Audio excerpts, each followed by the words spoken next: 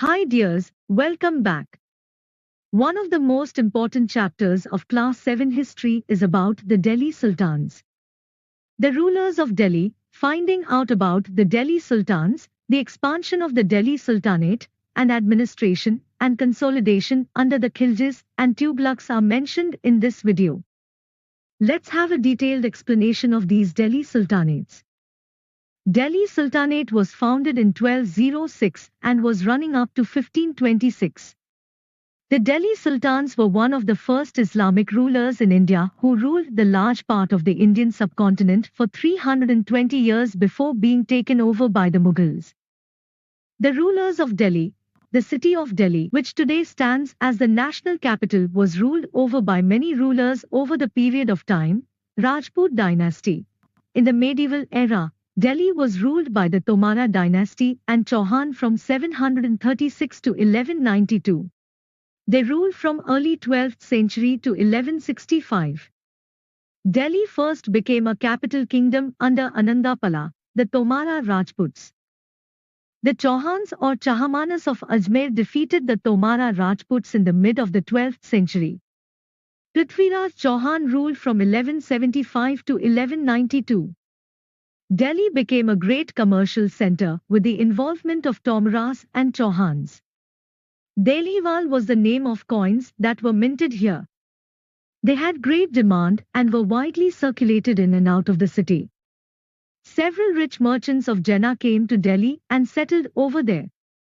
They built different temples and monuments in Delhi. 40. Ghiyasuddin Balban ascended the throne in 1266 and ruled until 1287. Khilji dynasty. Jalaluddin Khalji was the founder of the Khalji dynasty. He was followed by Alauddin Khalji, who was the nephew and son-in-law of Jalaluddin Khalji. Tughlaq dynasty. Founder of the Tughlaq dynasty is Ghiyasuddin Tughlaq. He laid the foundation for Tughlaqabad with a strong fort near Delhi to protect Delhi Sultanate from Mongol attacks. Muhammad bin Tughlaq became ruler in 1324. After the death of Muhammad bin Tughlaq, Firoz Shah Tughlaq was chosen as the Sultan by the nobles. The Delhi Sultanate disintegrated after the death of Firoz Shah Tughlaq. The invasion of Timur in 1398 gave a death blow to the Tughlaq dynasty. Before Timur left India, he appointed Khizr Khan as governor of Multan. Sayyid dynasty. Khizr Khan captured Delhi and founded the Sayyid dynasty. He was succeeded by three rulers, namely Mubarak Shah, Muhammad Shah and Alam Shah. Lodi dynasty. Behlol Lodhi founded the Lodhi dynasty and was succeeded by his son, Sikandar Lodhi. Sikandar Lodhi was succeeded by his eldest son, Ibrahim Lodhi. Babur marched against Delhi, defeated and killed Ibrahim Lodhi in the first battle of Panipat. Thus, the Sultanate of Delhi ended and starting the rise of the Mughal Empire. Finding out about the Delhi Sultans, inscriptions, coins and architecture provide a lot of information about Delhi Sultans. Further important sources are histories or Tawarik written in Persian language. Persian was the language of administration under the Delhi Sultans. Tawarik were written by learned men, such as secretaries, administrators, poets, and courtiers. They advised rulers on governance, emphasizing the importance of the just rule. These authors advised rulers on the need to preserve social order based on birthright and gender distinctions.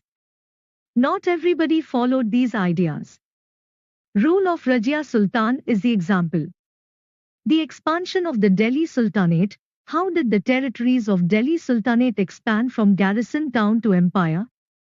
In the early 13th century, the control of the Delhi Sultans didn't go beyond fortified towns occupied by garrisons. The expansion occurred during the reigns of Ghiyasuddin Balban, Alauddin Khalji and Muhammad Tughlaq. First expansion. The campaigns along the internal frontier of the Sultanate aimed at consolidating the hinterlands of the garrison towns. During these campaigns, forests were cleared in the Gangaimuna Doab, and agriculture was encouraged. New fortresses and towns were set up to protect trade routes and to promote regional trade. Second expansion. The second expansion occurred along the external frontier of the Sultanate. Military expeditions into southern India started during the reign of Alauddin Khilji. It culminated with Muhammad bin Tughlaq. In their campaigns, Sultanate armies captured elephants, horses and slaves and carried away precious metals. Third expansion. By the end of Muhammad bin Tughlaq's reign, the armies of the Delhi Sultanate had marched across a large part of the subcontinent. They had defeated rival armies and seized cities. Administration and consolidation under the Khaljis and Tughlaqs. Delhi sultans required reliable governors and administrators. Iltutmish favored special slaves called bandagan for this purpose. They did not appoint aristocrats or landed chiefs as governors.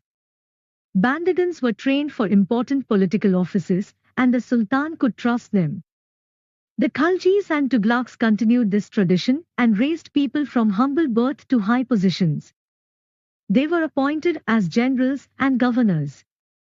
All this led to an element of political instability. Three kinds of taxes were there during Delhi Sultanate.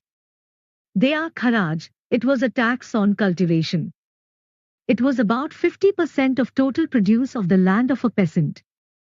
Tax on the cattle and tax on houses. Delhi was attacked twice during Alauddin Khilji's rule. He raised a large standing army and new garrison town named Siri. To feed the soldiers, taxes were imposed on the farmers. Soldiers were paid in cash. They further purchased their supplies from merchants. To control price of items, market was surveyed and merchants who did not sell at prescribed price were punished. Delhi Sultanate's best offering to the country was fine art, architecture, paintings, monuments, etc. The artists combined the Hindu and Islamic style in their architecture and sculpture. The decoration in these buildings was largely Indian because Indian craftsmen were used to construct these buildings. Dears, let's end today's topic here.